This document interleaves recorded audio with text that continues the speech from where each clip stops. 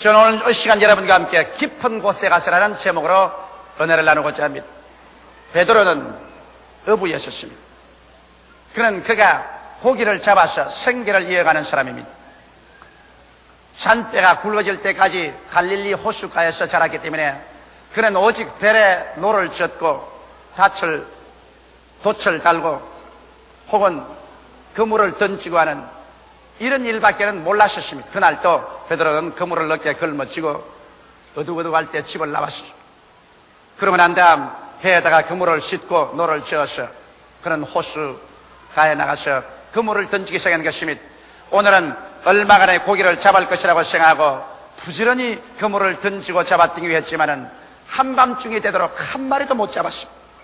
그러나 아마 새벽녘에는 고기가 잡힐 것이라고 생각하고 결사적으로 그물을 던졌으나 날이 환하게 설 때까지 한 마리의 고기도 잡히지 않았습니다. 갈릴리의 호수는 명경같이 맑기 때문에 날이 밝아지면 물고기들이 그 물이 내려오는 것을 보고 다 도망을 치므로 맑은 날에는 그물을 던져서 고기를 잡을 수가 없습니다. 그렇기 때문에 대낮에 갈릴리 호수에서는 물고기를 잡지 않습니다. 이미 날이 밝아졌습니다. 그는 빈배에 씌어진 그물을 싣고 그러고 난 다음 노를 지어서 안개가 뿌옇게 긴 호숫가로 나오는데 뭔지 모르게 갑자기 인생의 허기증이 났습니다. 배도 고프고 전 인생이 뭔지 모르게 허기증이 났습니다. 한기가 들었습니다. 집에는 밥 달라고 기다리는 가족들이 있습니다. 아무리 힘을 쓰고 애를 써도 그 찌어질 가난을 피해 나올 도리가 없었습니다. 갑자기 베드로는 느꼈었습니다. 이렇게 노력하고 애써도 헛된 인생을 산다는 것입니다.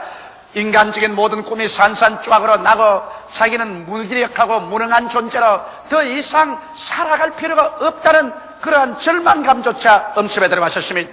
자기의 서 있는 터전이 흔들리고 깨어지고 이제는 어부로서의 생활도 끝장이 났다고 생각한 것입니다. 어떻게 해야 처자를 먹이고 살아갈 수 있을까 막막한 심정이 생겼었습니다. 이래서 그는 모든 일에 손이 잡히지 않냐고 정체가 없었습니다. 배가 호숫가에 되어자 그는 호숫가에서 찌어진 그물을 물에 싣고 있으면서 흙이 찬 인생을 바라보고 그는 망연자실했습니다. 바로 그때였습니다. 많은 사람들의 발걸음 소리가 들리더니만 그 앞에 예수님이 황황히 오셔서 배 위에 올라타시면서 베드로야 배를 좀 물 안으로 지어 들어가다오. 그래서 물 안으로 지어 들어갔습니다. 예수님은 배에 앉으셔서 군중들에게 말씀을 전가하시는데 베드로가 그 말을 들어보니 도대체 세상에서 듣던 말은 아닙니다. 그러나 마음이 너무 무겁고 찢겼기 때문에 그는 그 말조차 귀에 들어오지 않으셨습니다. 한참 만에 예수님께서 베드로의 등을 턱턱 치시면서 배를 빌려주어서 고맙네. 내가 그 대가를 지불해야지. 이제 깊은 곳으로 들어가서 그물을 던져 고기를 잡아라. 베드로는 어이없던 짓을 하고 하신다. 예?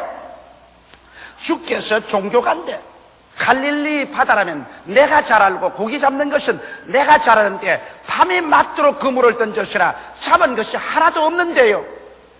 그러나 예수님의 그 형령한 눈이 그의 눈을 꿰뚫어보는 그 위험에 그만 압도되고 말았습니다. 그래서 그는 말하기를 예, 한 마리도 못 잡았지만은 주의 말씀이 가게서 깊은 곳으로 들어가서 그물을 던져보겠습니다. 그래서 예수님을 모신 채로 노를 쪄가지고서 깊은 곳으로 들어가 그는 그물을 던지면서도 속으로 웃었습니다. 왜냐하면 더구나 환해지면 물고기가 전부 강 바닥으로 호수 밑바닥으로 들어가 버리기 때문에 물 위에 떠있는 고기가 있을 수가 없습니다. 그러나 말씀에 가게서 그물을 던지니까 그물이 묵직해요. 잡아당기니까 그물이 찌어져요. 폰이 고기가 얼마나 많이 잡혔던지 예수님과 함께 부지런히 배에 채우고 나니 배에 가득하고 난 다음 그것도 다 채울 수가 없어서 기다리고 있는 야고보와 요한을 불러서 그 배를 가지고 와서 동료의 배에도 가득하게 채워줬습니다. 그러자 갑자기 베드로의 마음속에 이분은 하나님이시구나. 인간의 이성이나 상식이나 경험으로는 있을 수 없는 일을 하시는 분은 하나님이시다. 하나님이라고 생각하지 말자 그 마음속에 가슴을 찌르는 죄책감이 들어왔습니다. 그는 예수 앞에 엎드려서 말했습니다. 주님이여 나를 떠나소서 나는 죄인이로소이다. 그때 예수께서 하신 말씀이 베드로야 이제부터 내가 너로 하여금 사람을 낚는 어부가 되게 하리라고 말씀하신 것입니다. 여기에서 베드로는 얕은 물가에 그물을 던지다가 깊은 호수에 들어가서 그물을 던짐과 동시에 그 인생이 얕은 인생에서 깊은 인생으로 걸어 들어가는 위대한 동기를 얻게 된 것입니다. 오늘 이 시간에 저는 여러분과 함께, 우리도 베드로와 함께 인생을, 얕은 인생을 살지 말고 깊은 인생으로 들어가는 그 과정을 한번 밟아보실까요? 첫째로, 우리 인생에서 깊은 곳으로 들어가는 길목에는 언제나 시험과 환란이 기다리고 있습니다. 모든 사람들은 얕은 곳에서 살기를 원합니다. 왜냐하면 얕은 곳은 전통적이고 습관적인 삶이 있는 곳이며, 얕은 곳은 안전하고 평안한 삶이 있습니다.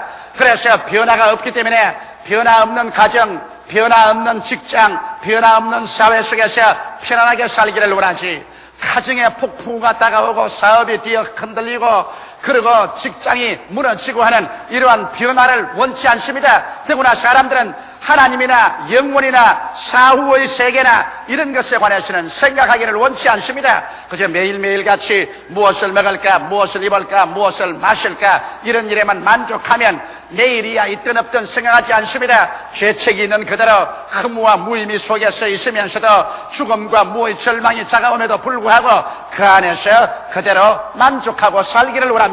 그러나 여러분, 깊은 곳으로 들어가는 인생은 시험과 환란으로부터 시작되는 것입니다.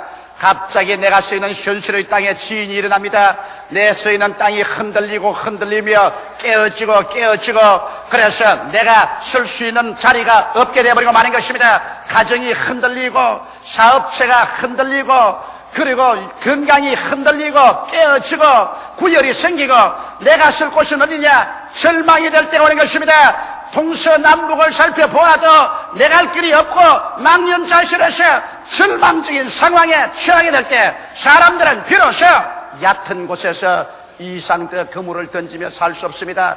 표면적인 인생, 얕은 인생, 전통적이고 습관적이며 안전하고 그리고 평안한 생활에 안주해 있을 수가 없습니다. 왜? 내가 설 곳을 잃어버린 것입니다. 내가 있을 곳이 이제는 송두리째 다 깨어져 버리고 마는 것입니다. 내 둥우리가 흐트러지고 마는 것입니다. 그럴 때는 사람들은 깊은 곳으로 나아가지 않으면 안 됩니다. 현실의 삶이 깨어질 때 이 깨어지는 것이 어떠한 사람에게는 서서히 다가오는 체험으로 오기도 하고 또 다른 사람에게는 갑작스러운 충격으로 말미암아 나의 안주하는 처소가 박살이 나고 내 서 있는 땅이 흔들리고 깨어지고 구열이 나버리고 말 때가 있는 것입니다. 이럴 때 사람들은 고개를 들어서 영원하고도 깊은 세계를 찾기 시작하는 것입니다. 바로 베드로가 체험하는 것이 그것입니다. 그는 자기의 가정을 이지하고 자기의 어부라는 직업을 이지하고 조그마한 배와 건물에 의지해서 살았지만은 이것에 지진이 생겼습니다. 불황이 다가왔습니다. 생선이 잡히지 않습니다. 매일같이 그물을 던져도 빈 그물이요, 배는 낡았는데도 빈 배를 가지고 돌아옵니다. 집에는 병든 장모가 들어누워 있고 앙상하게 영양실 주는 아내가 기다리고 있습니다. 자녀들은 밥 달라고 합니다. 어찌할 수 없습니다. 아무리 수단을 써봤자 자기 힘과 능으로 안 되고 자기의 삶이 깨어지고 흔들리고 파괴되고 구열이 생겼습니다. 내가 설 곳은 어디냐, 내가 갈 곳은 어디냐, 그 마음속에 줄기찬 전류가 부러지져 올라왔습니다. 그때 그 배에 올라 앉으신 분이 나사렛 예수 그리스도인 것입니다. 오늘날도 여러분, 자기의 표면적인 현실적인 생활에 깨어지지 않은 사람은 아무리 전도해도 예수 믿지 않습니다. 내 등 따숩고 배부른데 내가 무엇 때문에 예수를 믿을 필요가 있냐고 말합니다.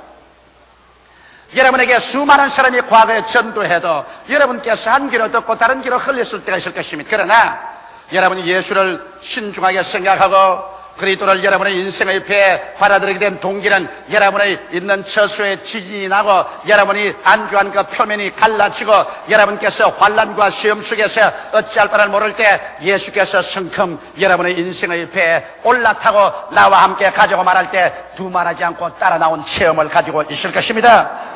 바로 이와 같은 체험이 여러분과 나에게 다가와서 그래서 예수를 믿게 되는 것입니다. 저는 18살의 어린 나이에 예수에 대해서는 생각도 하지를 원천하셨습니다. 나에게는 불타는 인생으로서의 꿈이 있었습니다.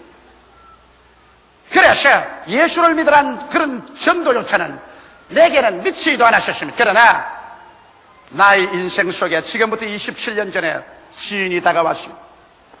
갑자기 가정교사 집에서 무엇을 가르치다가 내 목에서 뭐가 가득 차올라왔습니다. 입을 벌리니 줄기차게 피가 넘쳐나왔습니다.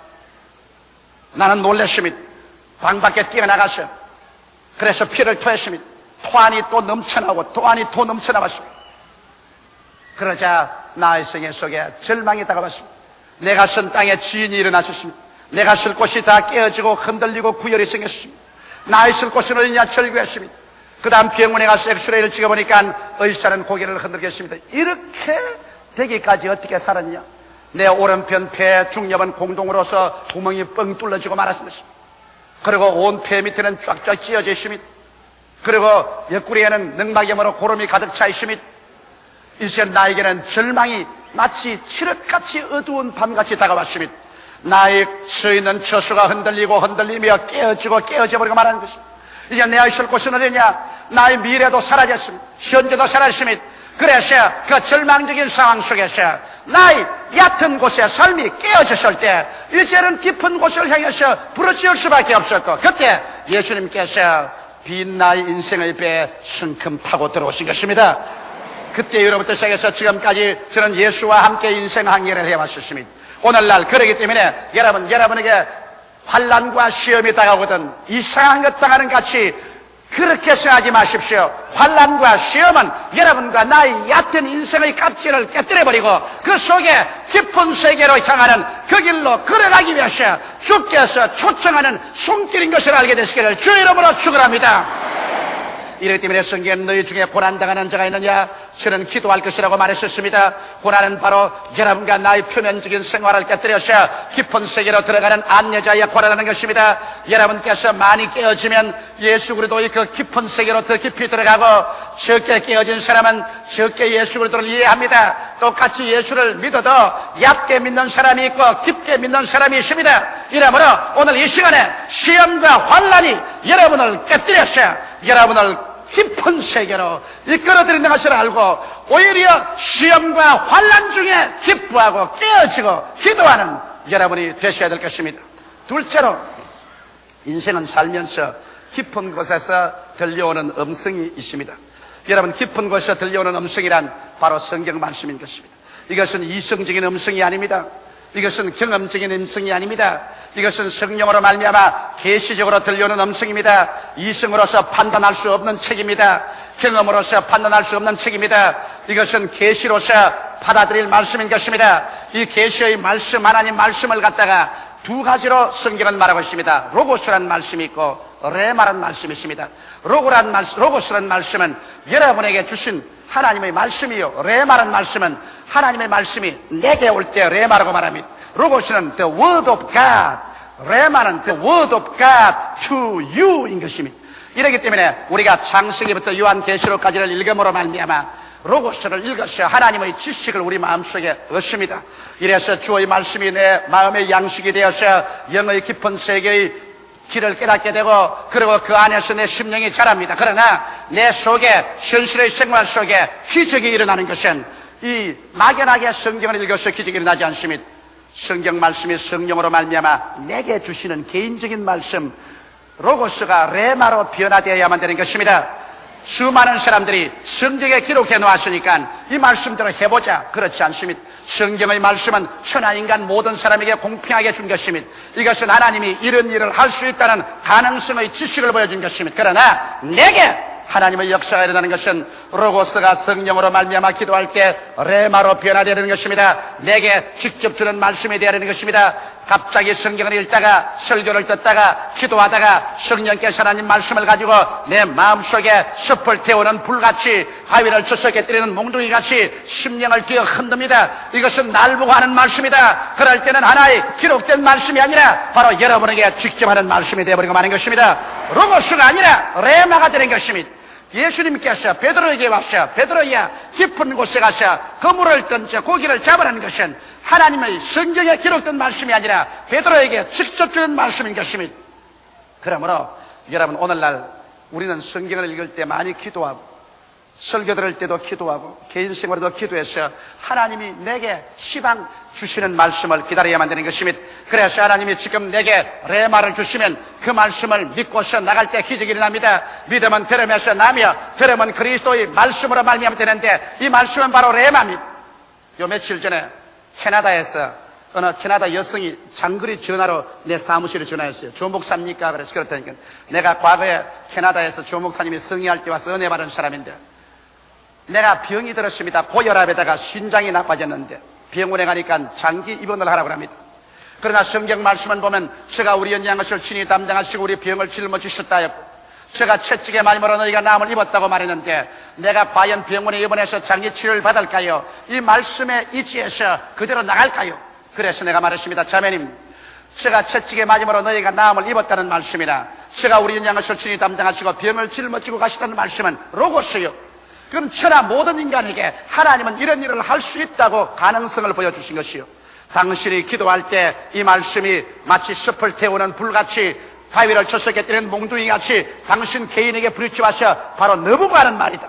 여러분 개인에게 당신 개인에게 확신을 주시거든 그것은 레마로 변하는 거예요. 그런 레마가 오기 전에는 당신은 병원에 가세요. 하나님은 공기를 통하여 양식을 통하여 그렇지 않으면 간호원을 통하여 좋은 약과 의사를 통하여 우리를 치료해 줍니다. 그러나 기도할 동안에 이 말씀이 살아서 운동력이 있어 당신에게 개인적인 말씀으로 다가오게 되면 그때는 하나님의 기적을 의지하시오. 그러니까 전화를 하고 있다가 목사님 지금 목사님 책상에 테이프 레코더에 음악을 틀어놓았습니까? 안 틀어놨는데요. 그런데 내 귀에는 자꾸 이런 음악이 들립니다. 오직 믿음 오직 믿음 능치 못하 먹겠네 능치 못하 먹겠네. 국제 전화를 그런데 국제 전화 노선에 그 찬송이 나올 때가 어디 있습니까? 틀림없이 목사님 그 테이프 레코더 틀는데 한번 살펴보세요. 나는 그런 테이프 안 틀었어요. 내 귀에는 전혀 안 들립니다. 근데 지금 내 귀에는 지금도 들려요. 오직 믿으라 오직 믿으라 능치 못하 먹겠네. 그래서 자매님 그게 바로 레마입니다. 그게 바로 하나님께서 당신이 하나님을 의지하라고 하는 것이니 좋습니다. 계시를 의지하시오. 내가 기도해 드리리이다. 그래서 제가 예수 이름으로 기도를 해 드렸습니다. 레마는 이와 같이 여러분 가슴 속에 직격으로 다가오는 것입니다. 오늘날 그러므로 이 성경 모든 진리의 말씀은 로고스요. 여러분에게 하나님에 대한 지식을 가르쳐주고 하나님은 이런 일을 할 수 있다는 것을 보여주며 여러분의 영의 양식이 되지만은 그러나 여러분에게 직접으로 하나님께서 기적적으로 역사할 때는 막연히 성경만 읽고 나가지 마시고 이 성경 말씀이 성령으로 말미암아 내 개인에게 주시는 레마가 될 때 그 말씀에 의지하는 여러분 되시기를 주의 이름으로 축원합니다. 그럴 때 이 성경 말씀은 현실적인 나의 말씀이 되며 현실의 나의 생활 속에서 나타나서 기사와 이적을 행하는 말씀으로 변화되어 버리고 마는 것입니다. 셋째로 여러분 그렇게 되면 이제 믿음의 결단을 내려야 되는 것입니다. 베드로는 하나님의 말씀을 들었습니다. 예수님의 말씀을 들었습니다. 베드로가 배를 지어서 바다 안으로 들어간 것은 맹목적으로 들어간 것은 아닙니다. 베드로가 들어간 것은 반드시 예수 그리스도께서 깊은 곳에 가서 그물을 던져 고기를 잡으라는 말씀에 입각한 것입니다. 오늘날 사람들은 생각하기를 기독교는 맹목적인 신앙이다. 맹목적으로 믿으라고 한다 그러는데 그렇지 않습니다. 우리는 믿을 수 있는 이유를 가져야 믿습니다. 막연하게 성경에 기록되었다고 그대로 믿을 수는 없습니다. 성경에 있는 말씀을 기도할 때 성령이 내 마음속에 확정을 주실 때 이것은 너를 보고 하는 말에는 확정을 주시도록 기도하고 기다릴 때 내게 레마가 오면 믿을 수 있는 이유가 있습니다. 그런 이유가 있을 때는 눈에는 아무 증거 안 보이고 귀에는 아무 소리 안 들리고 손에는 아무것 잡히는 것 없어도 믿습니다로 말씀에 서서 나갑니다. 그러면 기적이 생겨나요. 오늘날 레마를 받고 난 다음에는 믿음의 결단이 필요합니다. 믿고 실천할 것이냐 두려워할 것이냐 이성주의자나 감정주의자 그렇지 않으면 체험주의자가 될 것이냐 그렇지 않으면 믿음으로 서서 나아갈 것이냐 이런 결단이 필요한 것입니다. 이런 결단은 여러분 힘듭니다. 왜냐하면 베드로도 야고보와 요한과 다른 사람같이 밤새도록 그물을 던져도 하나도 못 잡고 나왔는데 갑자기 날이 혼한데 또다시 고기 잡으러 간다고 깊은 곳으로 배를 져갈 때 주위의 사람들은 저 사람 미쳤구나 저 사람 이제 돌아왔구나 고기를 못 잡아서 환장을 했구나. 이성주의자들은 비웃습니다. 체험주의자들은 갈릴리에서 대낮에 고기 잡은 질이 없는데 저 사람 웬 말이냐. 그러나 여기에서 이성주의자와 체험주의자의 비난을 극복하고 믿음으로 나가는 데는 예수님의 말씀에 대한 결단이 필요한 것입니다. 비난들을 각오를 하고 욕을 얻어먹을 각오를 하고 주께서 내게 말씀하시면 그 말씀에 서서 밀고 나갈 때 그 말씀을 쫓아서 하나님의 기적이 일어나는 것입니다. 예수님과 그 제자들이 한 번은 갈릴리 호수를 건너오는데 제자들이 먼저 건너왔습니다. 밤은 어둡고 바람은 불고 파도는 치고 제자들이 골몰할 때 예수님께서 물 위로 걸어오십니다. 물 위로 걸어온 예수님을 보고 제자들이 유령인 줄 알고 다 고함 치실 때 예수님께서 내니 두려워 말라고 할 때 베드로가 말하기를 주시오면 나로 물 위로 걸어오게 하소서 레마를 요구했습니다. 예수께서 오라고 하니 여기에서 베드로는 이 말씀에 근거해서 일어나서 그 칠흑같이 어두운 밤에 풍랑이는 바다 안으로 철벅 뛰어들어가는 것입니다. 이성주의자가 볼 때는 위험하기 짝이 없습니다.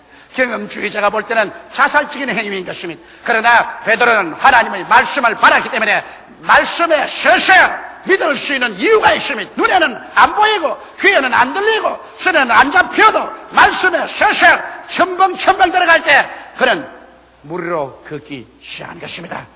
오늘날 또 하나님 말씀 위에 서서 여러분이 걸어나가면 기적이 일어나는 것입니다. 하나님의 말씀 속에는 기적이 있습니다. 성경에는 모든 말씀은 여러분에게 레마가 될 수 있는 가능성이 있습니다.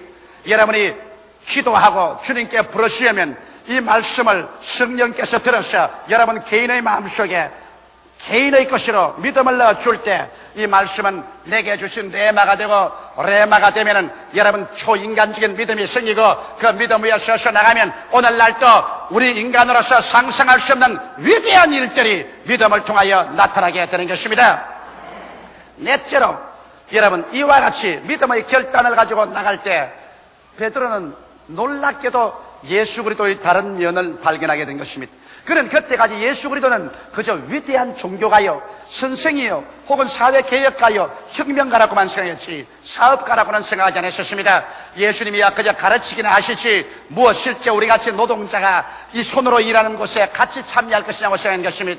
그러나 그가 예수께 배를 빌려 드리고 난 다음 예수께서 베드로야 깊은 곳에 가서 그물을 던져 고기를 잡으러 갈 때 그는 의안이 벙벙했습니다. 이 100명 스승이 무엇을 안다고 고기를 잡으라니 갈릴리 호수야 내가 알고 그 물이야 내가 던지는데 이 물이 누구냐? 그러나 그분의 그 위험에 압도되어서 그는 그리스도의 하신 말씀대로 배를 저 깊은 곳에서 그물을 던지자 고기가 많이 잡히는 것을 보고 그 즉시로 예수님에 대한 새로운 모습을 깨달으셨습니다. 예수는 말씀만 가르치는 그리스도가 아니라 함께 고기를 잡고 함께 밥을 짓고 함께 공장에서 기계를 돌리고 함께 노동자에 가서 노동을 하고 함께 농사를 짓고 함께 우리와 피와 먼지와 땀 속에 가담해서 우리의 영혼만 잘되게 할 뿐 아니라 범사에 잘되게 하는 살아계신 실제적인 하나님인 것을 깨닫게 된 것입니다.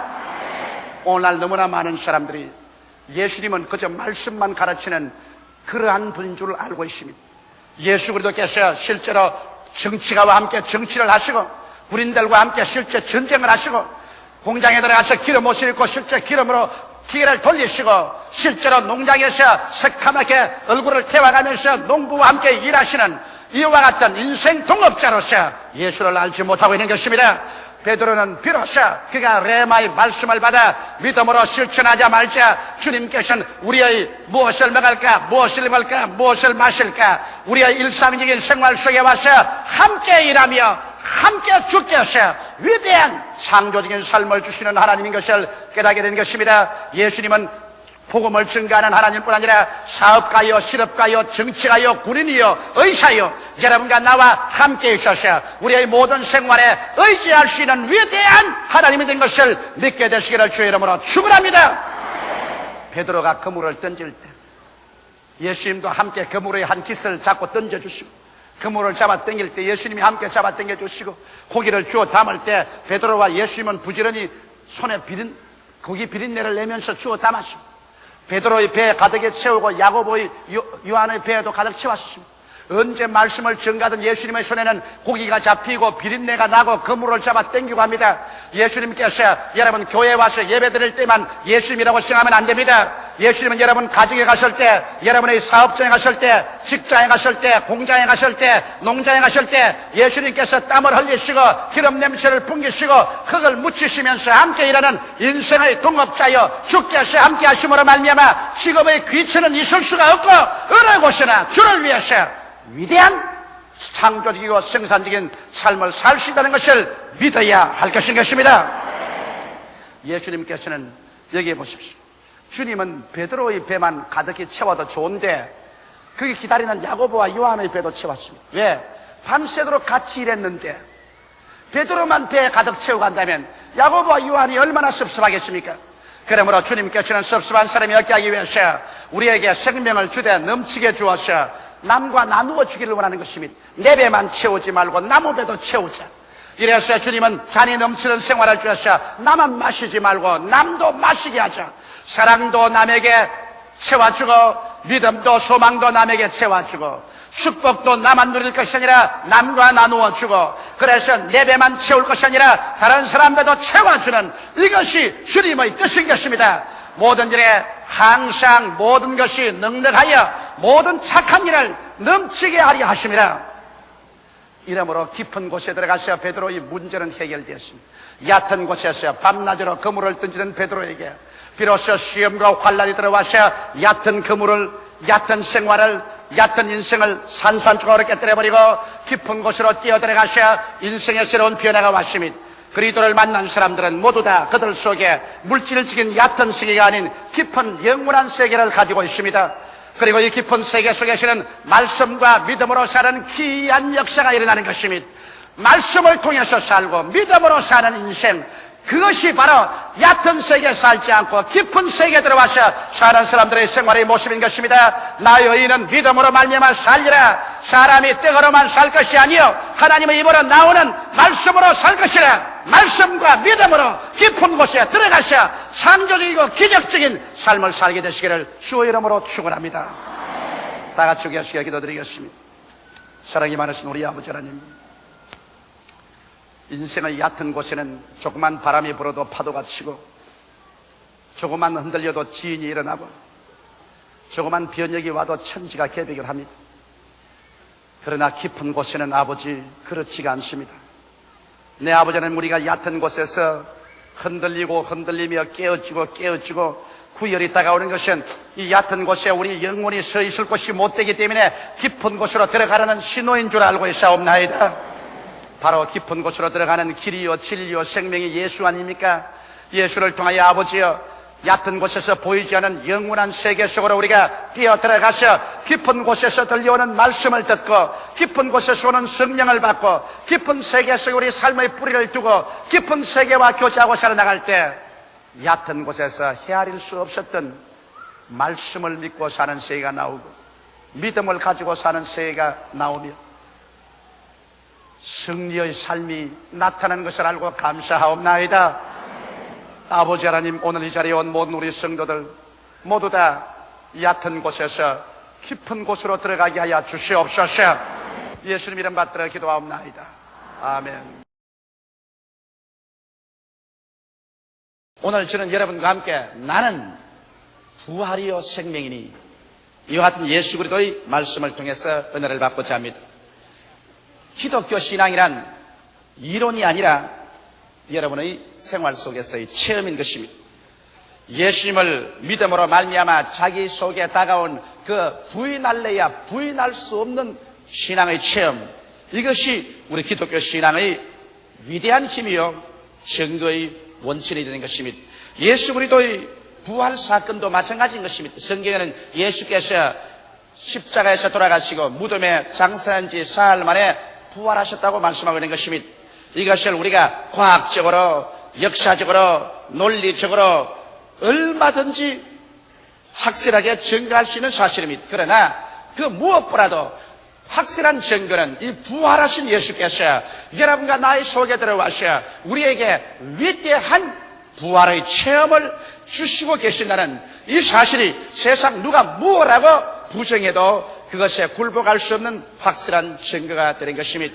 그리스도의 신앙이라는 것은 살아계신 예수와 나와의 관계 속에서라는 이 위대한 체험, 이 체험이 실험되어서 우리 속에 열매 맺기 전에는 확실히 우리가 신앙 속에 섰다고 말할 수가 없습니다. 오늘 이 시간 사망을 설피하고 무덤을 박차고 부활하신 예수께서 진실로 부활의 주로서 우리 가운데 살아있다는 그 증거는 여러분과 나의 속에 부활의 영 성령으로 말미암아 다가온 그 흔들릴 수 없는 체험에 기초하게 된 것입니다. 우리는 예수 그리스도를 부활의 주로서 모심으로 우리의 생활 속에 어떠한 체험이 다가왔나요? 첫째로 우리의 영혼 속에 예수님을 영접함으로 말미암아 우리의 영혼이 부활함으로 말미암아 우리는 그리스도의 부활을 부인할래야 부인할 수 없고 안 믿을 수가 없는 것입니다. 성경에는 에베소서 2장 1절에 말하기를 너희의 허물과 죄로 죽었던 너희라고 말한 것입니다. 오늘날 예수를 믿지 않은 사람은 하나님이 정의하실 때 너희 허물과 죄로 죽은 자라고 말하고 있는 것입니다.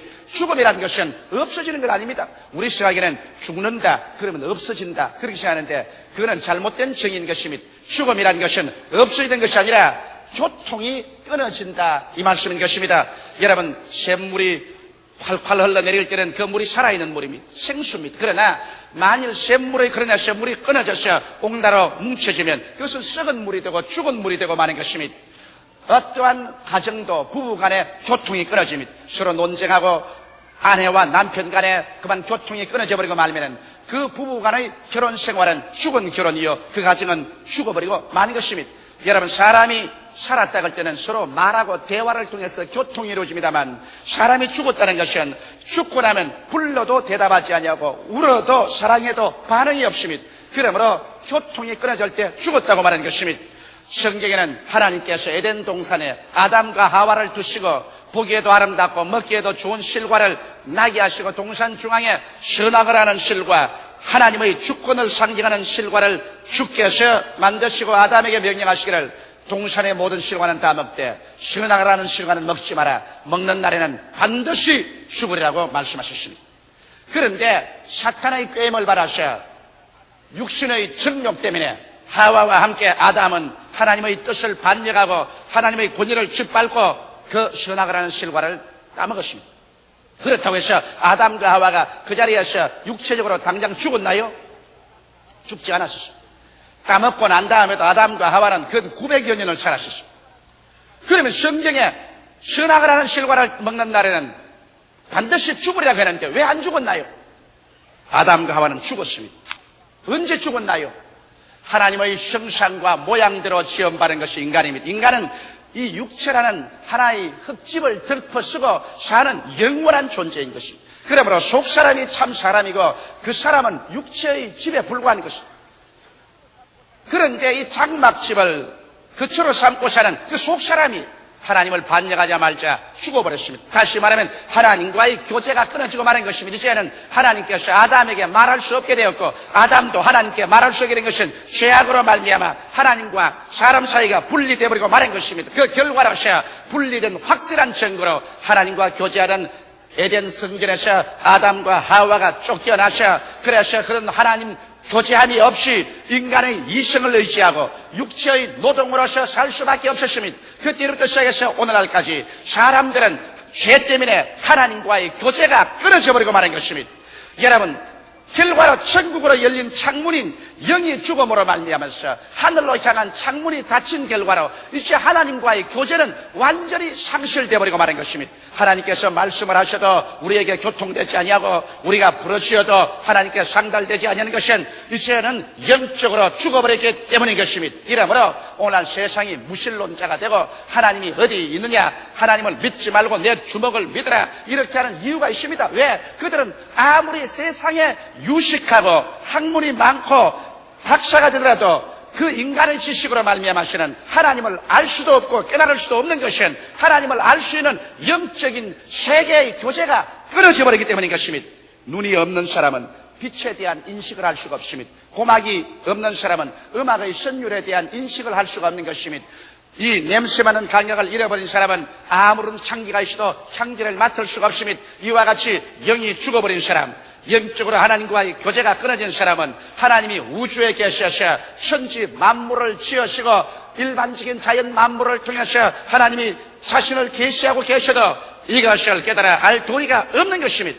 철저히 죄와 허물로 말미암아 죽어버린 것입니다. 이렇기 때문에 이 세상에 하나님을 모르는 사람에게 아무리 하나님이 살아계시다고 증거한다고 하더라도 이것은 눈이 없는 사람에게 즉 주황, 황, 녹, 청, 남, 자의 이 무지개의 색깔을 설명하는 것과 다름이 없습니다. 아무리 설명해도 거기에 대한 개념을 가질 수 없는 것처럼 여러분 영이 죽은 사람에게 아무리 하나님에 대해서 이야기해도 하나님에 대한 개념을 가질 수 없습니다. 그러면 어떻게 할까요?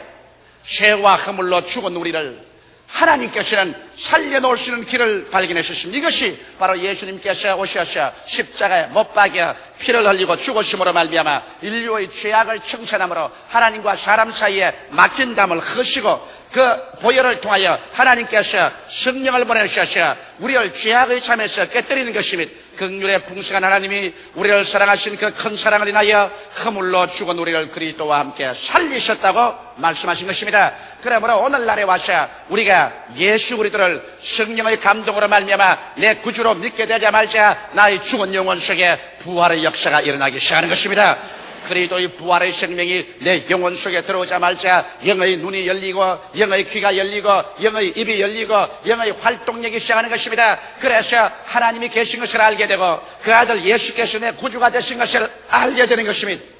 그리고 영의 귀가 열려서 하나님 말씀을 들을 때 말씀이 내 마음속에 와서 깨달아지고 꿀보다 더 달고 숭이꿀보다 더 달아서 성경 말씀을 통하여 하나님의 지식을 얻고 하나님의 지혜를 얻으며 하나님의 판단력을 얻으며 하나님의 성령께서 우리에게 임하시면 우리가 입을 열어서 하나님을 향하여 아바 아버지라 부르게 되고 예수 그리스도를 구주로 시인하게 되며 우리의 생활 속에 이제는 영적 활동이 일어나서 우리가 나아가서 여호와를 찬미하고 사람들에게 전도하고 주의 사업을 하게 되고 이래서 우리 예수 믿는 사람에게 하나의 새로운 세계가 다가오게 된 것입니다. 예수 믿기 전에는 육신의 물질적인 세계밖에 없었는데 예수를 믿자 말자 영의 새로운 세계가 다가와서 그래서 영원한 하나님이 계신 세계가 나의 속에 체험적으로 들어옴으로 말미암아 우리는 두 세계 속에 동시에 살게 된 것입니다. 물질적인 세계에 살 뿐 아니라 우리는 영적인 신령한 세계 속에 들어와서 살게 됩니다. 이러기 때문에 우리는 이제는 하나님을 사랑하고 예수님을 사랑하며 성령께 의지하고 성경 말씀을 통해서 하나님의 지식과 지혜와 판단력을 얻어서 하나님의 말씀으로 우리가 살게 되고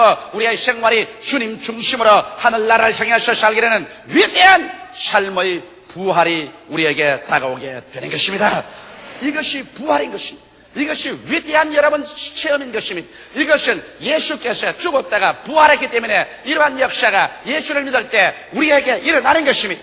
둘째로 예수님을 우리가 구주로 모실 때 우리의 속에 양심의 부활이 다가오기 시작하는 것입니다. 사람이 짐승과 다른 것은 도덕적인 형상 때문인 것입니다.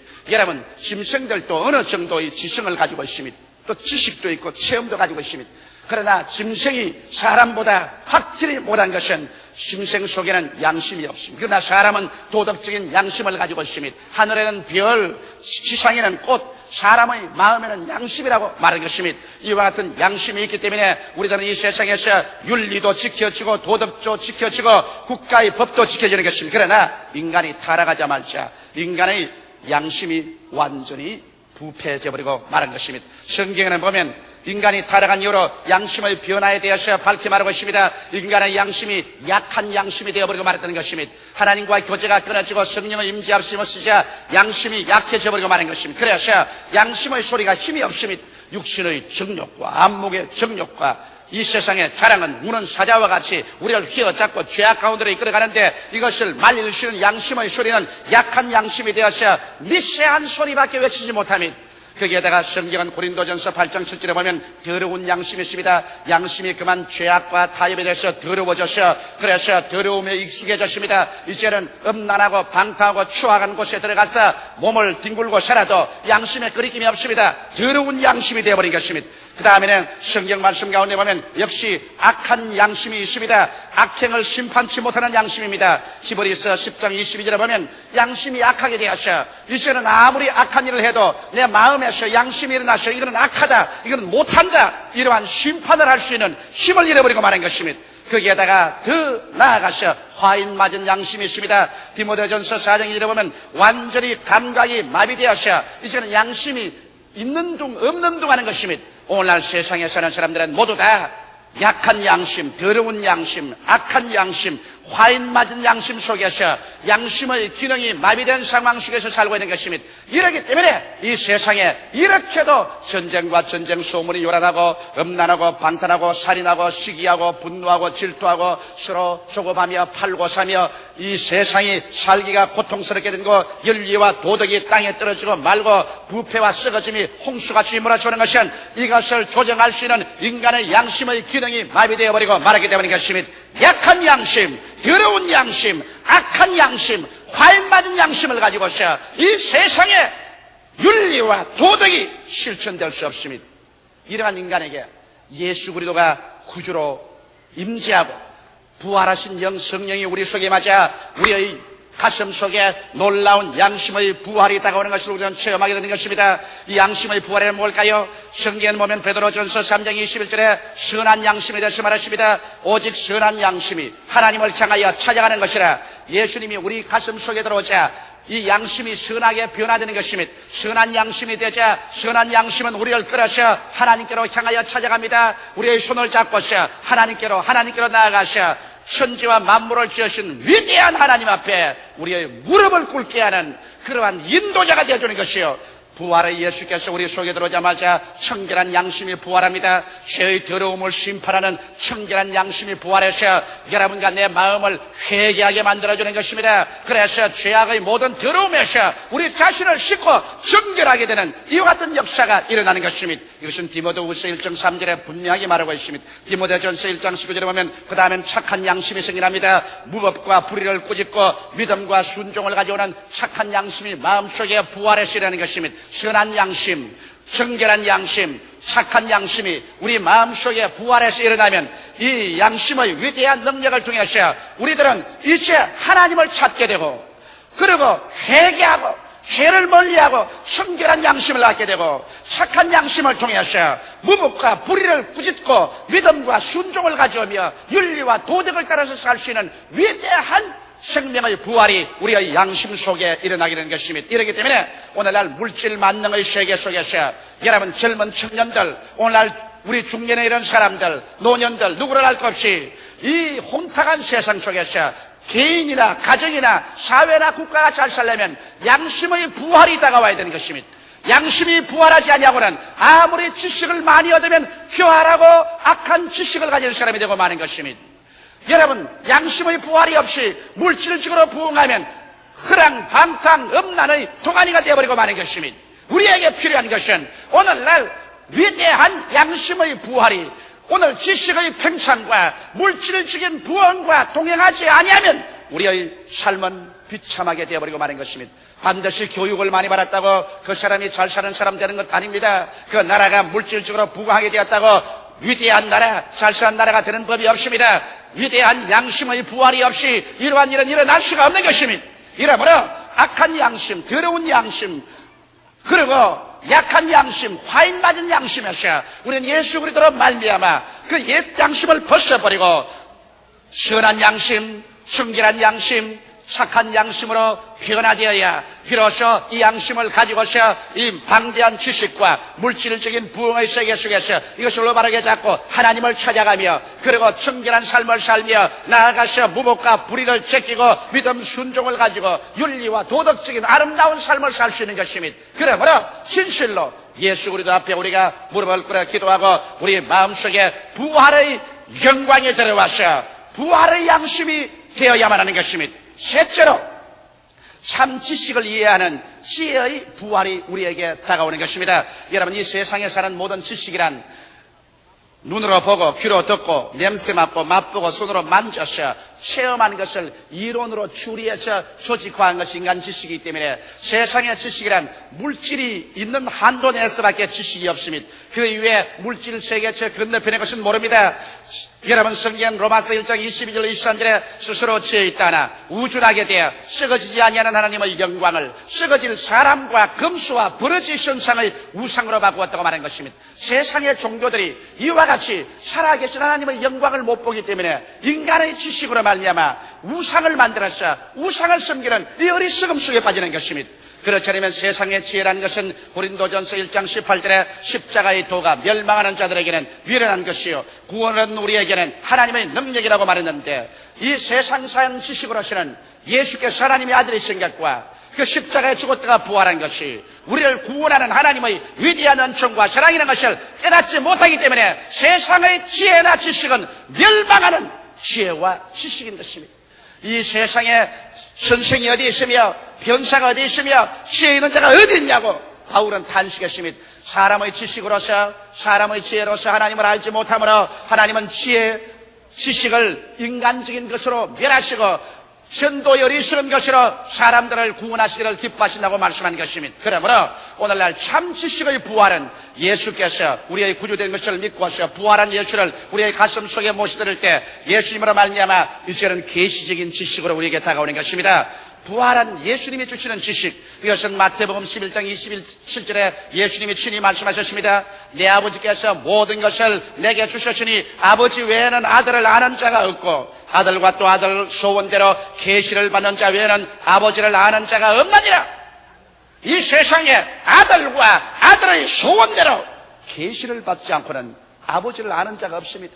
인간의 과학이나 철학이나 연구를 통해서 아버지를 아나요? 천만에요. 주는 그리스도시요 살아계신 하나님의 아들이라고 베드로가 고백할 때 예수께서 말씀하기를 바요나 시몬아 내가 보겠도다. 이것을 내게 알게 한 것은 혈과 육이 아니요 하늘에 계신 내 아버지가 알게 하시느니라고 말씀하신 것입니다. 이렇기 때문에 참 지식이란 여러분 성령으로 말미암아 우리에게 주신 계시적인 지식, 이것은 세월이 흘러가도 변하지 않냐고, 역사가 변천해도 변하지 않습니다. 사람이 변해도 변하지 않습니다. 새하늘이 무너지고 이 땅이 꺼져도 1.1핵도 변하지 않은 이 진리의 말씀, 이 영생의 말씀은 성령께서 오셔야 우리에게 깨달아주는 것입니다. 성령은 바로 예수님의 부활의 영인 것입니다. 그리스도께서 부활하셔서 우리 속에 들어오심으로 말미암아 우리의 지식을, 우리의 지혜를 부활시켜서, 그래서 감각적인 지식에서 영원한 계시적인 지식을 깨달아 알 수 있도록, 일시적인 지식에서 영원한 지식을 얻을 수 있도록, 그리고 세상적인 지식에서 영원한 지식을 얻을 수 있도록 주님께서 이끌어주는 것입니다. 이러므로 오늘날 주님이 주신 그 위대한 은총으로 말미암아 우리는 참 지혜와 참 지식과 참 판단력을 얻어서 이 세상에 살 수 있습니다. 사람의 떡으로만 살 것이 아니요 하나님의 입으로 나오는 모든 말씀으로 살 것이라고 했는데, 하나님의 말씀은 바로 하나님의 지혜요 하나님의 지식이요 하나님의 판단력인 것입니다. 이러므로 우리가 사람이 하나님의 능력으로 살 수 있는 길이 바로 우리에게 열려진 것입니다. 참 지식을 이해하는 지혜의 부활, 이것은 예수께서 우리 속에 오므로 말미암아 우리가 체험하고도 남음이 있는 것입니다. 나는 놀라운 간증을 하나 읽었습니다. 우리 교회 자매님 한 분이 조카를 맡아놓았는데 4살짜리 조카를 아침밥 하다가 보니까 밖에 나가버렸습니다. 길거리에 나가서 이 조카를 어디서 할지 모릅니다. 차들이 댕기고 사람이 댕기는데, 그래서 너무 놀라서 그 조카를 잃어버렸으니 어떻게 합니까? 그만 밥하다가 말고 뛰쳐나갔습니다. 그래서 조카를 찾으려고 파출소에 들어가고 이리 뛰고 저리 뛰니 그 많은 사람 가운데 조카가 어디 있는지 어떻게 합니까? 그래서 그만 그 자리에 기도를 했습니다. 하나님, 이 조카를 내가 맡았는데 4살짜리 조카를 잊어버렸으니 이 말도 잘못하는 건 어떻게 합니까? 하나님이여 도와주소서. 그러니까 성령께서 마음속에 이런 생각을 주셨습니다. 버스를 타고 가라. 버스를 타고 가라. 4살짜리 조카가 나갔는데 나는 버스 타고 어디를 가자 말입니까? 그러나 버스가 오기에 그걸 들렁 탔어요. 타고 버스 창문 밖을 내다보고 있으니까 버스가 덜컹덜컹 몇 정류장을 지나가면서 고려대학 앞을 지나가는데 상방에 그 길거리에 4살짜리 조카가 걸어가고 있더랍니다. 걸어가고. 그래서 불이 나게 버스에서 내려서 그 조카를 찾았어요. 4살짜리 조카가 아침에 일어나서 자기 집에 간다고 정처 없이 걸어간 것이 고려대학 앞까지 걸어갔어요. 그걸 하나님 성령만이 아시지, 그걸 다른 데서 찾으시면 그 애를 잃어버리고 말할 것인데 버스를 타라 해서 버스 타고 가다가 애를 찾았어요. 이 놀라운 기적 아닙니까? 하나님의 지혜와 지식이 아닌 것입니까? 부활하신 그리스도가 우리와 같이 계시면 우리가 기도하고 믿고 생활할 때 하나님의 지혜, 하나님의 지식, 하나님의 판단력을 주시는 것입니다. 넷째로 여러분, 우리는 육체적인 부활의 위대한 소망을 예수님의 부활을 통해서 얻을 수가 있는 것입니다. 성경에 보면 마지막 아담 예수님은 우리에게 살려주는 영이 되었다고 말하셨습니다. 고린도전서 15장 42절로 42절에 보면 죽은 자의 부활도 이와 같으니 썩을 것으로 심고 썩지 아니할 것으로 다시 살며 욕된 것으로 심고 영광스러운 것으로 다시 살며 약한 것으로 심고 강한 것으로 다시 살며 육의 몸으로 심고 신령한 몸으로 다시 살아니 육의 몸이 있은즉 또한 신령한 몸이 있느니라 기록된 바 첫사람 아담은 산 영이 되었다는 것 같이 마지막 아담은 살려주는 영이 되었느니라. 예수께서 부활하심으로 말미암아 사망의 권세를 피하고 이제 누구든지 예수를 믿는 사람에게는 주님께서 살려주는 영이 되셔서 여러분과 나를 영원한 사망과 부패에서 영적으로 살 뿐 아니라 우리의 육신을 부활하여 살려주시는 것입니다.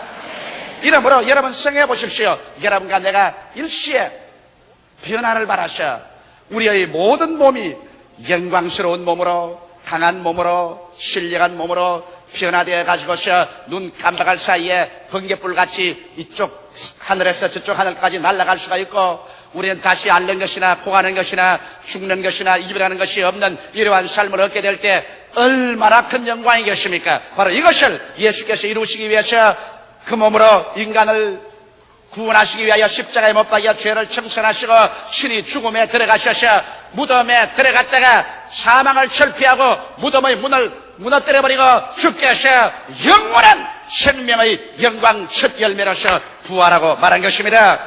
여러분, 복숭나무에 젖붙이면 복숭아가 엽니다. 배나무에 젖붙이면 배가 엽니다. 부활하신 예수 그리스도에게 여러분과 내가 모두 다 젖붙임을 바라시니 이제 여러분과 나의 속에는 부활의 생명이 넘쳐나게 되는 것입니다. 이러므로 우리는 다 잠잘 것이 아닙니다. 고린도전서 15장 51절로 58절에 보면 보라 내가 너희에게 비밀을 말하노니 우리가 다 잠잘 것이 아니요 마지막 나팔에 순식간에 호련히 다 변하리니 나팔 소리가 나매 죽은 자들이 썩지 아니할 것으로 다시 살고 우리도 변화하리라. 이 썩을 것이 불갑을 썩지 아니할 것을 입겠고 이 죽을 것이 죽지 아니함을 입으리로다. 이 썩을 것이 썩지 아니함을 입고 이 죽을 것이 죽지 아니함을 입을 때는 사망이 이김의 상킴받으리라고 기록한 말씀이 응하리라. 사망아 너희 이기는 것이 어디느냐? 사망아 너희 쏘는 것이 어디느냐? 사망을 쏘는 것은 죄요 죄의 권능은 율법이라. 우리 주 예수 그리스도로 말미암아 우리에게 이김을 주시는 하나님께 감사하노니 그러므로 내 사랑하는 형제들아 견고하여 흔들리지 말며 항상 주의 일에 더욱 힘쓰는 자들이 되라. 이는 너희 수고가 주 안에서 헛되지 않은 줄 알미니라. 여러분과 나는 행인과 나그네와 같이 이 땅에서 살고 있습니다. 여러분과 나는 장막집입니다. 장막집은 바람 불고 비 오면 무너져버리고 마는 것입니다. 그러나 성경은 우리에게 밝히 말씀하기를 땅에 있는 장막집이 무너지면 손으로 짓지 아니하는 영원한 집이 우리에게 있는 것을 안다고 바울은 담대히 말하셨습니다. 예수님께서는 또 우리에게 말씀하기를 너희는 마음에 근심하지 말라. 하나님을 믿으니 또 나를 믿어라. 내 아버지 집에 있을 곳이 많도다. 그렇지 않으면 너희에게 일러시리라. 내가 너희를 위하여 처소를 예비하러 가노니 가서 처소를 예비하면 다시 와서 나 있는 곳에 너희도 함께 있게 하려고 말씀하신 것입니다.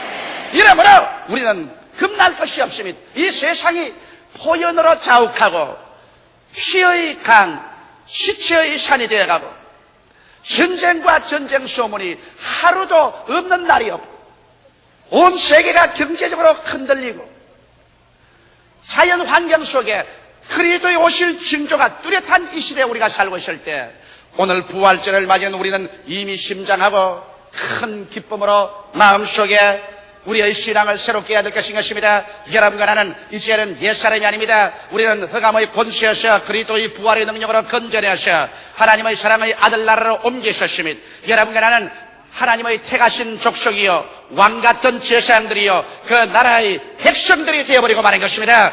이러므로 이 세상에 살 동안에 하나님의 사자로서 예수 그리스도의 증언자로서 부활의 증거인으로서 우리의 가정에서 직장에서 우리의 사업장에서 생활터전에서 앉아라 서라 예수가 그리스도인 것을 증거하며 살아야만 될 것인 것입니다. 이것이 우리 삶의 본업이 되어야 되고, 무엇을 먹을까, 무엇을 입을까, 무엇을 마실까는 부업이 되어야 될 것인 것입니다. 이제 주님께서 오시는 것입니다. 주의 나라가 우리에게 다가오는 것입니다. 인간의 역사는 이제는 도저히 다스릴 수 없는 고장난 자동차같이 곤두박질을 치고 가고 있는 것입니다. 이 낡은 인간의 역사가 마지막 절망에 취해서 종말에 부딪혀버리고 새롭고 광명하고 찬란한 새로운 역사가 전개되어 오는 것입니다. 이 세계 속에 참여하기 위해서는 예수가 내 구주인 것을 믿어야 하고, 예수 그리스도의 부활한 영광을 받아들여서 여러분과 내 영혼이 부활하고, 양심이 부활하고, 우리의 지식이 부활하고, 우리의 육체가 부활하는 위대한 부활의 생명 속에 참여하게 될 때 여러분은 이 영광스러운 새로운 역사에 참여하게 되는 것입니다. 주께서는 한 사람도 멸망하지 않고 모두 다 영생을 얻는 이 위대한 영광에 참여하기를 원하시고 계신 것입니다. 다 같이 고개숙여 기도드리겠습니다. 살아계신 하나님 우리 아버지, 예수께서 부활하셔서 사망을 철폐하시고 생명을 가져오게 되신 것을 감사합니다. 오늘 또 예수를 믿지 않는 사람이나 타락한 사람들은 자기 가슴 속에 사망의 무덤을 갖고 살고 있습니다. 죄악의 무덤, 질병의 무덤, 저주와 절망의 무덤, 죽음의 무덤, 절망의 무덤, 그 무덤 속에 살고 있습니다. 하나님 우리 아버지여 예수 이름으로 기도하오니 오늘 이 시간에 부활의 영광스러운 날에 모두 다 그 무덤에서 해방되어 나오게 도와주시옵소서. 나는 부활이요 생명이니 나를 믿는 자는 죽어도 살겠고 살아서 나를 믿는 자는 영원히 죽지 아니하려는 주의 영광을 받아들이게 하여 주시옵소서. 오 우리 아버지 하나님이 예수를 믿는 우리들은 우리 속에 영혼이 부활하고 양심이 부활하고 지식이 부활하고 육체가 부활해서 부활의 사람이 된 것을 다시 한번 확전하고 이 부활의 생명 속에서 그리스도의 모습을 더욱 닮아가는 우리들이 되게 하여 주옵소서. 예수님 이름 받들어 기도드리옵나이다. 아멘. 오늘 저는 여러분과 함께 교회와 국가라는 제목으로 은혜를 나누고자 합니다.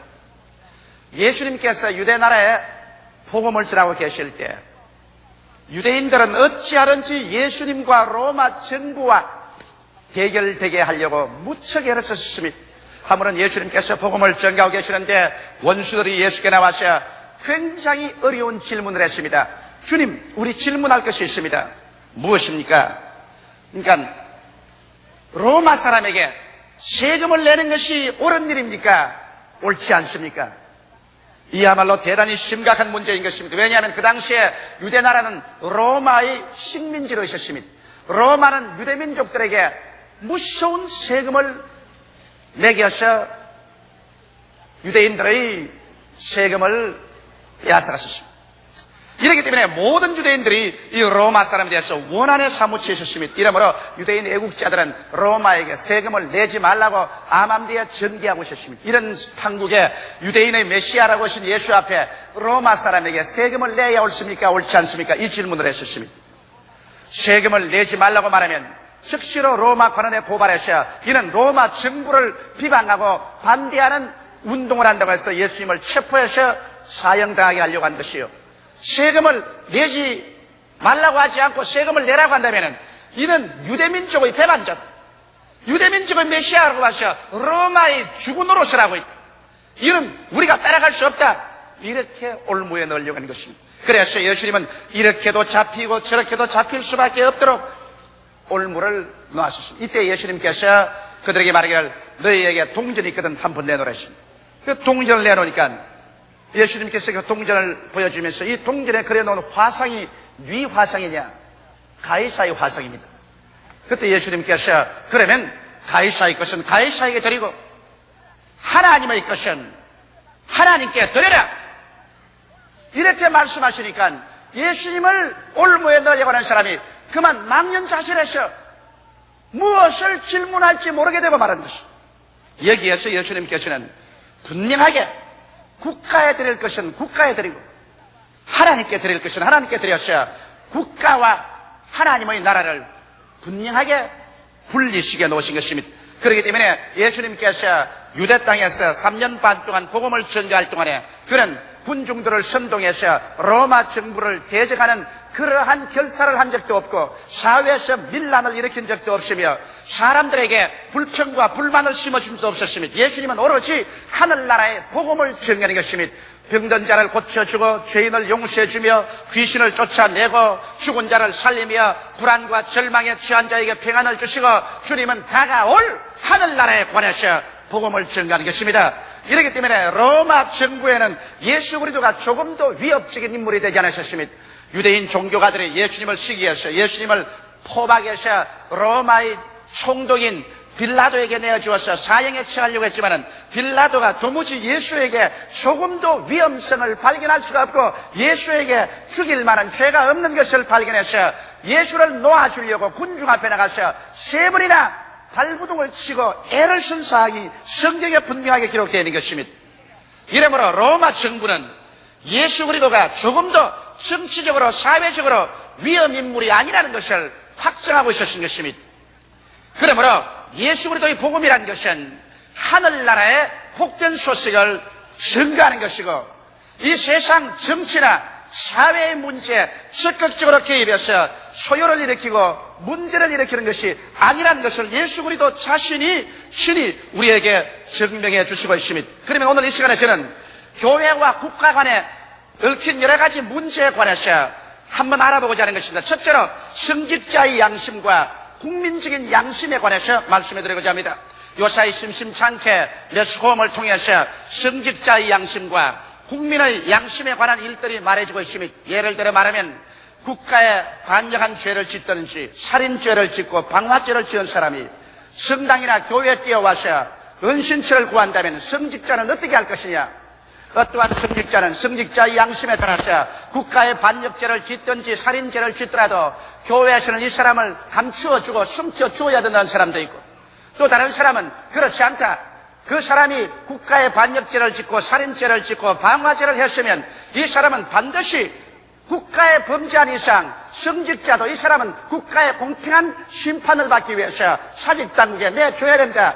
이와 같은 여러 가지 토의 상황이 있는 것입니다. 우리는 과연 성직자의 양심과 국가의 국민으로서 양심 이 두 갈래 길에서 어떻게 해야 될 것이냐? 저는 이곳에 대해서 저 개인의 소신을 여러분에게 말해드리고 싶습니다. 여러분, 성직자는 성직자의 양심이 있습니다. 성직자의 양심이란 불의와 죄를 책망하는 마음인 것입니다. 이 세상에 불의와 죄를 보고 난 다음에 그것도 두둔하고 감추어 준다면 이것은 성직자로서의 그 양심에 위배되는 일을 하는 것입니다.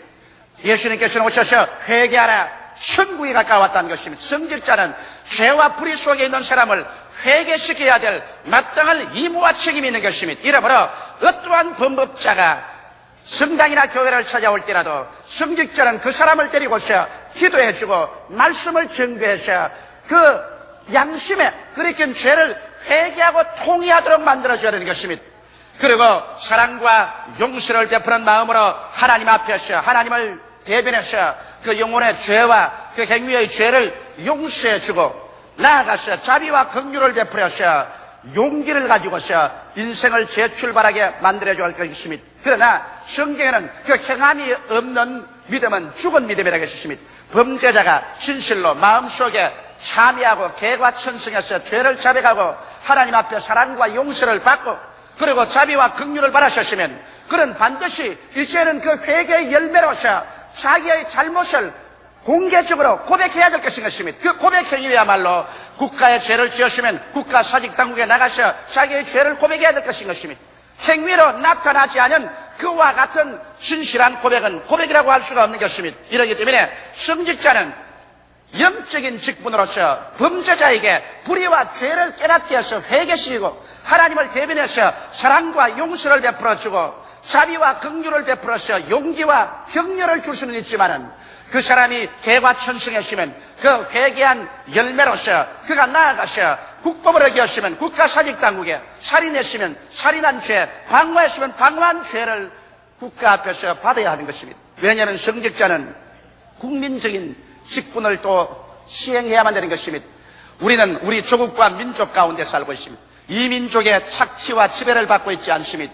이러므로 우리들은 한 성직자일 뿐 아니라 나아가서 한 국민인 것입니다. 기독교는 국경이 없지만은 기독교인이나 성직자는 국가가 있고 민족이 있는 것입니다.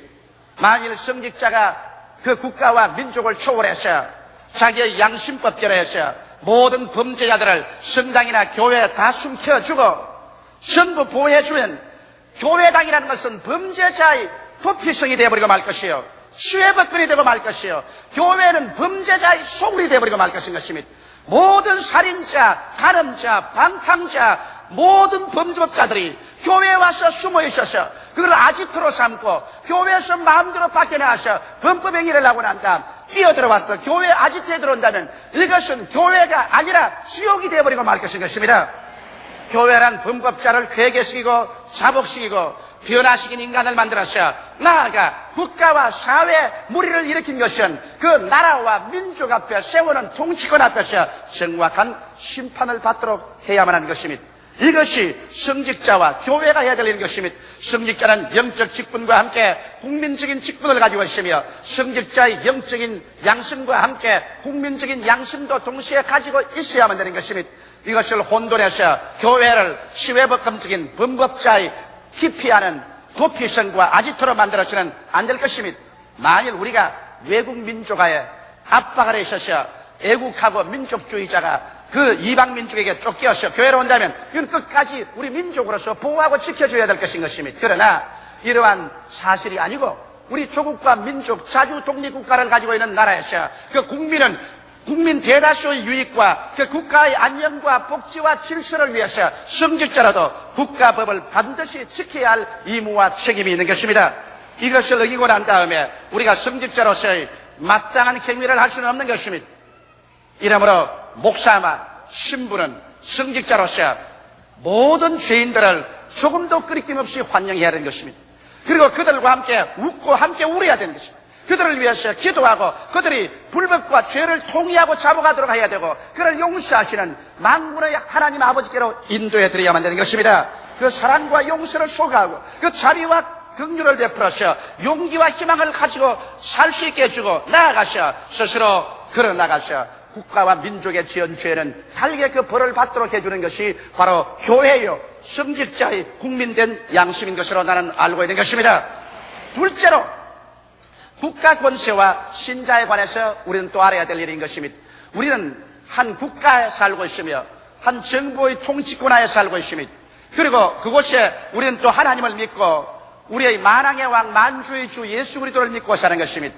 이러므로 예수 믿는 사람은 두 나라의 속에서 살고 있습니다. 하늘나라의 속에 살고 있으면서 지상나라의 속에 있고 하늘나라 정권의 속에 있으면서 지상의 정권의 속에 있는 것입니다. 이러므로 우리 예수 믿는 사람들은 이 두 나라의 두 정권의 속에 있는 사람으로서 어떠한 태도로서 살아야 될 것인가, 국가 근세와 신자는 어떠한 관계 속에서 살아야 될 것인가, 이 문제를 우리가 분명히 분별하고 나아가야만 하는 것입니다. 어떻게 해서 이 문제를 분별할 수 있을까요? 여러분, 성경에는 그 문제에 관해서 조금도 수সম지 않고 밝히 가르쳐주고 있는 것입니다. 성경 로마서 13장 1절 2절에 보면 각 사람은 위에 있는 권세들에게 굴복하라. 권세는 하나님께로서 나지 않음이 없나니 모든 권세는 다 하나님의 정하신 바라. 그러므로 권세를 거스리는 자는 하나님의 명을 거스림이니 거스리는 자들은 심판을 자취하리라. 우주의 대주제는 하나님인 것입니다. 하나님은 절대 우주적 주권을 가지고 있는 것입니다. 하나님은 알파요 오메가요 처음이요 나중이요 시작과 끝입니다. 하나님께서는 이방 나라를 세우기도 하고 그 주권자를 일으켜 세우기도 하며 그 주권자를 보좌에서 내려오기도 하고 나라를 망하기도 하는 주권은 하나님께 있는 것입니다. 그러므로 성경 말씀 보면 악인은 악한 때 적당하게 만들어나니라고 말한 것입니다. 이러므로 하나님께서는 선악간에 이 세상을 주장하는 하나님이신 것입니다. 우리 인간의 이성으로 깨달을 수 없는 일들이 많이 있지만 그러나 최후에 주님께서 온 세상을 심판할 때 하나님이 왜 그렇게 하신가를 절대 주권자가 우리에게 보여주실 것입니다. 그러나 이 땅에 사는 동안에 우리는 하나님이 하시는 일을 이해할 수 있을 때도 있고 인간의 지성으로서 이해할 수 없을 때도 있는 것입니다. 그러나 주권자에게 우리가 취해야 될 때는 순종에 있는 것입니다. 그러면 하나님께서 이 세상에 나라를 세우시고 정부를 세우신 것은 주님께서 허락해야 그 국가와 권세자가 일어날 수 있는 것입니다. 이렇기 때문에 성경은 말하기를 각 사람은 위에 있는 권세들에게 굴복하라고 말한 것입니다. 이 글을 쓸 때 사도 바울 선생은 유대민족이나 이방민족들에게 이 글을 쓸 그 당시의 정황을 우리가 분명히 깨달아 알아야 되는 것입니다. 이 당시는 로마의 가혹한 착취하에 놓여 있는 것입니다. 이 로마의 속박과 식민지하에 놓여 있었습니다. 그럼에도 불구하고 바울 선생은 로마 정부의 국가 권세에 굴복하라고 말한 것입니다. 우리는 이해할 수 없습니다. 그러나 신앙이란 이해하는 것이 아니라 하나님께서 우리에게 섭리하는 것을 우리가 믿음으로 나가는 것입니다. 이러므로 여러분, 하물며 로마의 정권하에 있는 사람들까지라도 각 사람은 위에 있는 권세들에게 굴복하라. 권세는 하나님께로서 나지 않음이 없나니 모든 권세는 다 하나님의 정하신 바라고 말했기 때문에 하물며 자주 독립국가로서 자기의 조국과 민족 이것을 다스리는 정권과 권세에 관해서는 우리가 최선을 다해서 순종하고 복종해야 될義務를 가지고 있습니다. 이것은 성경이 우리 신자들에게 명령한 사실인 것입니다. 그리고 나아가서 우리는 국민으로서의義務를 준행하라고 말하고 있습니다. 로마서 13장 7절에 모든 자에게 줄 것을 주되 공세를 받을 자에게는 공세를 바치고 국세를 받을 자에게는 국세를 바치고 두려워할 자를 두려워하며 존경할 자를 존경하라고 말했었으며 베드로전서 2장 13절로 14절에 인간에게 세운 모든 제도를 주를 위하여 순복하되 혹은 위에 있는 왕이나 혹은 악행한 자를 징벌하고 선행하는 자를 포상하기 위하여 그의 보는 방백에게 하라고 말한 것입니다. 이러므로 여기에 성경에는 하나님께서 분명하게 국민으로서 국가에서 부과되는義務를 착실히 준행하라고 말한 것입니다. 예수 믿는 사람이라고 해서 교육의義務를 다하지 아니한다, 혹은 납세의義務를 다하지 아니한다, 병력의義務를 다하지 않는다, 국민으로서 시민으로서 우리는義務를 다할 필요 없다. 우리는 곧 천당 갈 것이니까 전국 시민이므로 우리는 이 땅에서 우리의 할 일은 안 해도 괜찮다. 이러한 것은 있을 수가 없는 것입니다. 하나님의 권세와 위엄이 우리로 하여금 우리에게 국민적인義務, 시민으로서의義務를 마땅히 준행하라는 것입니다. 존경할 자는 존경해서 왕을 존경하고 대통령을 존경하고 반대들을 존경하며 세금 낼 걸 내고 관세 낼 것은 내고 이래서 국가의 법을 준수하고義務를 다하라는 것을 여기 신자들에게 분명히 말한 것입니다. 신자들이라고 해서 그 나라의 치외법금적인 행동을 하라는 것은 아닌 것입니다. 나아가서 또 우리 신자들에게는 믿지 않은 자보다 더 무거운 임무를 부과하는 것입니다. 조국과 민족을 위해서 다스리는 자들을 위해서 기도하라고 명령하고 있는 것입니다. 디모데전서 2장 1절 2절에 보면 그러므로 내가 첫째로 군하노니 모든 사람을 위하여 간구와 기도와 도구와 감사를 하되 임금들과 높은 지위에 있는 모든 사람을 위하여 하라. 이는 우리가 모든 경건과 단정한 중에 고요하고 평안한 생활을 하려 함이라. 저는 우리 교회에서 반드시 나라와 민족을 위해서 기도하고 대통령과 높은 자리에 있는 사람들을 위해서 기도합니다. 왜? 저는 성경이 그렇게 하라고 명령했기 때문에 그렇게 하는 것입니다. 제가 누구보다 애국자가 되어서 그런 것도 아니요, 신정부 인사가 되어서 그런 것도 아닌 것입니다. 만왕의 왕 만주의 주 되신 우리 주님께서 나보고 이 땅에 사는 이상 이 나라의 지배자를 위해서 기도하고 이 나라 정부를 위해서 계속해서 기도하라고 명령하고 계시므로 저는 하나님의 명령에 순종해서 제가 그렇게 하고 우리 성도들이 그렇게 하도록 가르치는 것은 성수에 하나님께서 그렇게 하라고 해주시기 때문인 것입니다. 우리들은 하나님의 백성이요 하나님을 순종하는 사람들이기 때문에 하나님의 뜻대로 살아야 될 것인 것입니다. 그러면 이런 질문이 마땅히 나올 것입니다. 그렇다면 정부가 명령하는 것이면 무엇이든지 무조건하고 다 순복해야 되느냐? 그렇지는 않습니다. 여기 예수께서 말씀한 것처럼 가이사에게는 가이사에게 하나님의 것은 하나님께 바치라고 했는데 정부가 정부의 권한을 뛰어넘어서 하나님의 일에 관여하게 될 때 우리는 목숨을 바치고 그 일에 대해서는 저항하고 순종 안 합니다.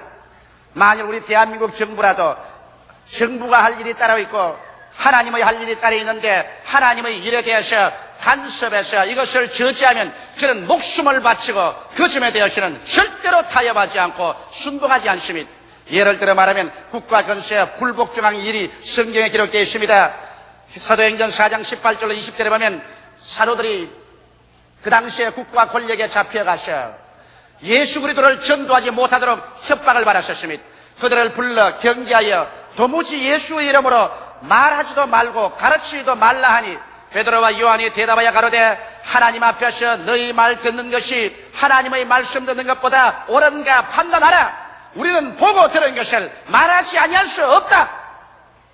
여기에서 정부가 개입해서 예수 그리스도의 복음 전도와 예배를 방해할 때 베드로와 요한은 단호하게 이 일에 관해서는 타협함이 없이 하나님의 말씀에 순종하지 그 당시 정부 권력에 대해서는 순종하지 않겠다고 말한 것입니다.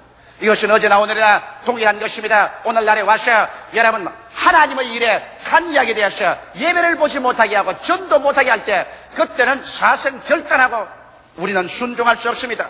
나아가서 또 정부가 범죄 행위를 강요할 때 순종할 수 없습니다. 1.30년 동안에 일본의 태양신인 아메데라스 오미가미를 섬기게 한 것입니다. 그럴 때 우리 교회는 목숨을 걸고 일어나서 태양신에 대해서 반대했습니다. 정부가 나아가서 신사참배같이 그렇지 않은 이부 공산주의 사회 속에서 김일성이를 전능한 하나님처럼 섬기려고 할 때 이때는 절대로 반대합니다. 우리는 하나님 이외에 절하지 아니하고 하나님 이외에 섬기지 않습니다.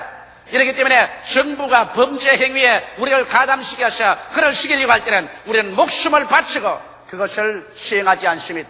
가이사의 것은 가이사에게, 하나님의 것은 하나님께 돌려야 되는데 정부가 그 고난 속에 있는 것을 행할 때는 우리는 절대로 복종하고 우리의 임무를 준행하고 정부를 위해서 기도해야 됩니다. 그러나 정부가 하나님의 것에 관여해서 교회에 대해서 전도나 예배에 대해서 방해하고 간여하고 그리고 범죄 행위를 우리에게 강요할 때는 그때는 교회는 일어나서 순교를 하고 목숨을 바쳐서라도 그 일에 대해서는 절대로 추호도 양보하지 말아야 될 것입니다.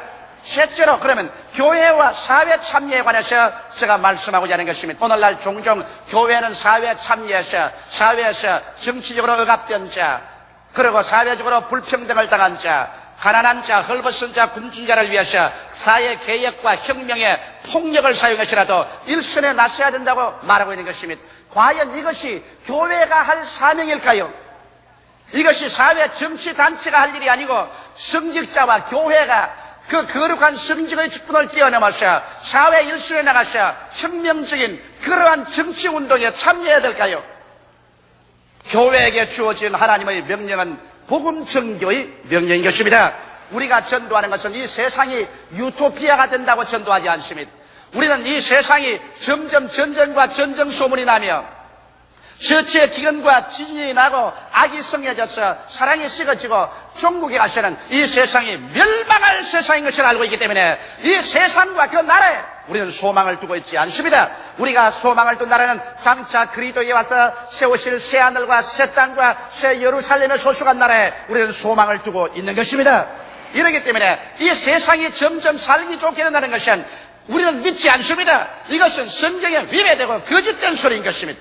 주님께서 오셔서 세우실 천년왕국 때야 이 세상의 지상평화와 낙원이 이루어지는 것입니다. 이러므로 우리가 그때까지 우리가 해야 될 것은 교회는 영혼 구원에 주력해야 되는 것입니다. 우리는 예수 그리스도의 복음을 전가하여 큰 자나 작은 자 할 것 없이 모두 다 회개하고 주를 믿도록 하는데 전력을 기울여야 하고 우리는 사람들과 하나님과 사이에 화목을 가지게 하는 일에 전심전력해야 되며 나아가서 우리는 구제사업에 전심을 기울여야 되는 것입니다. 고린도후서 5장 20절로 21절에 이러므로 우리가 그리스도를 대신하여 사신이 되어 하나님이 우리로 너희를 권면하는 것 같이 그리스도를 대신하여 간구하느니 너희는 하나님과 화목하라. 하나님이 죄를 알지 못하신 자로 우리를 대신하여 죄를 삼으신 것은 우리로 하여금 저희 안에서 하나님의 의가 되게 하려 하심이라고 말씀하신 것입니다. 이러므로 우리는 이 화목케 하는 복음의 말씀을 증가하는 데 전력을 기울여야 하고 그리고 가난하고 헐벗고 굶주리고 고통당하는 자를 위해서 우리는 구제 활동을 해야 되는 것입니다.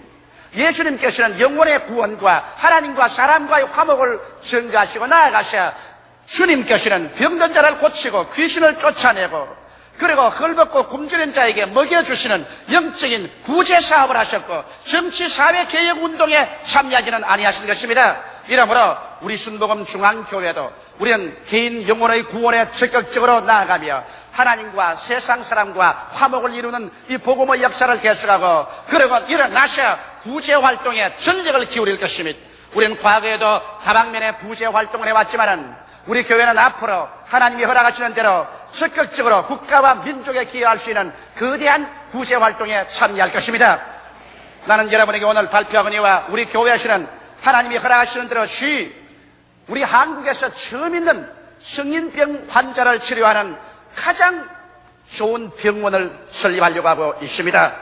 그래서 나이가 많이 잡수셔서 성인이 되면은 대개 고혈압, 심장병, 당뇨병 같이 치료할 수 없는 성인병에 걸려서 고생하시는 분들이 많습니다. 이 사람들에게 예수 그리스도의 사랑과 은혜로 적극적으로 구제를 허락할 수 있도록 우리는 성인병을 전문으로 하는 약 500베드를 가진 가장 초현대식 최고의 좋은 병원을 시설하기로 우리 당회에서 결정을 내리고 이미 우리는 준비 단계에 있습니다. 이래서 우리 국가와 민족을 위하여 적극적으로 구제 활동에 참여하려고 하고 있습니다.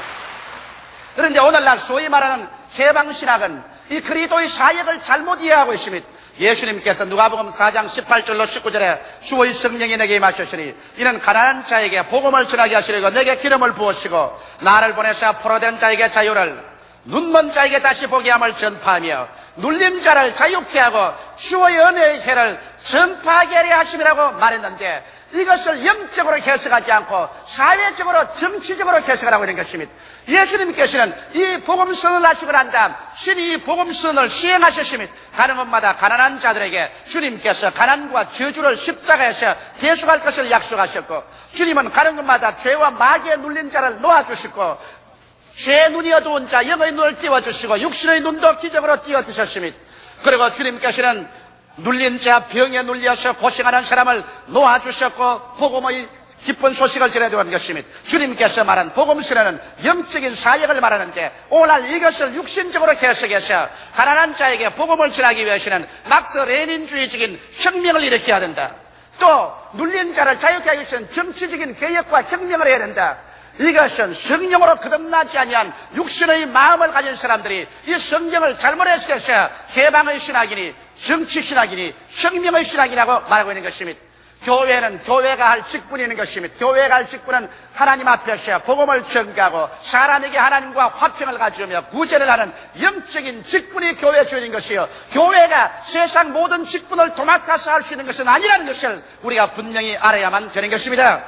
교회는 그리스도의 복음을 개인의 인격에 심어줌으로 말미암아 개인의 인격이 변화되게 하고, 그리고 이 변화된 사람이 하나님을 사랑하고 이웃을 내 몸처럼 사랑하게 되면 변화된 사람이 변화된 가정을 가지고, 변화된 가정이 변화된 사회를 가지고, 이 변화된 사회가인들이 모여가지고서 진실로 그리스도의 은혜 가운데서 자유가 넘치고 정의가 충만하며 평등한 사회가 되도록 나아가서 일을 할 수 있는 것입니다. 교회는 이와 같은 인격을 양성하는 자리가 바로 교회인 것입니다. 이러므로 교회는 여당도 참석할 수 있고 야당도 참석할 수 있는 것입니다. 교회는 이 세상에서 무식한 자도 참석할 수 있고 유식한 자도 참석할 수 있는 것입니다. 사회 각종 인사가 참여하여 하나님 앞에서 구원을 얻고 하나님과 화목을 얻고, 그리고 그리스도 안에서 하나님의 사랑을 받아서 변화된 인격이 되어서 나아가 이 사람들이 정치, 경제, 교육, 문화 다방면에 참여할 때 변화된 그 사상을 가지고서 그들은 참 자유와 정의와 평등과 복지가 넘치는 아름답고 축복된 사회를 만들어 나갈 수가 있는 것입니다. 교회는 이 근원적인 사명에 충실해야 되고, 일선에 나가서 정치와 사회에 혼란을 일으키는 이와 같은 일에 뛰어들어가서는 안 될 것입니다. 그렇게 하면 스스로 가는 길을 자멸로 이끌어가고 말게 될 것입니다. 다 같이 우리 예수께 기도드리겠습니다. 살아계신 하나님 우리 아버지, 하나님께서 이 멸망할 세상 가운데 교회를 둔 것은 이 세상의 빛과 소금이 되어 죽음의 자리에서 사람들을 불러내어 다가올 천국에 참여시키는 것이 우리 교회의 최상의 사명인 것을 알게 하여 주시옵소서. 불난 집에 들어가서 어떻게 하면 그 집을 덜 태우게 할까? 이것이 아니라 지금 불나서 활활 타고 있고 속수무책인 집에는 사람들을 빨리 끌어내어서 구출하는 것이 가장 중대한 임무이옵나이다. 아버지, 우리는 이 세상이 불타고 있는 것을 압니다. 역사가 불타고 있습니다. 온 지구가 멸망으로 향해서 굴러가고 있습니다.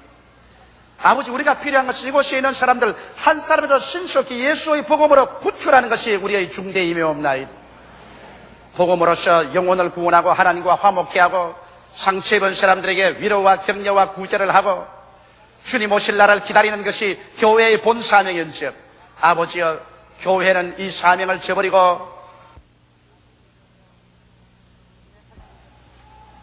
세상의 생투 속에 들어가서 교회의 본연의 사명을 잃어버린 일이 없게 하여 주옵소서.